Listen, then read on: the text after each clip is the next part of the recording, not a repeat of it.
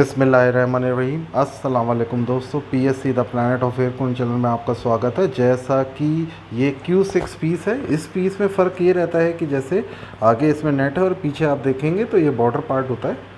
और अब इसकी हम लोग आपको सर्विस दिखाएंगे, बाकी आप देख सकते हैं। बाकी इसकी सर्विस दिखाएंगे, कैसे हम लोग इसको अटैच करते हैं, सारी चीज़ें। और अभी तक चैनल सब्सक्राइब नहीं किया तो प्लीज़ सब्सक्राइब अवर चैनल और नोटिफिकेशन ज़रूर आप दबाइए ताकि बेल आइकन, ताकि नई नई वीडियोस आप समझ पाएँ। और ये देख सकते हैं आप, इसके अंदर ये लो डेंसिटी पीस है। वॉल्यूम आप अपने हिसाब से डिसाइड कर सकते हैं। और चैनल अभी तक सब्सक्राइब नहीं किया तो प्लीज़ सब्सक्राइब हो चैनल और वीडियो एंड तक देखें ताकि आप एक Q6 की लुक भी समझ पाए कि यूज़ कर लो डेंसिटी Q6 में कैसा लुक आता है।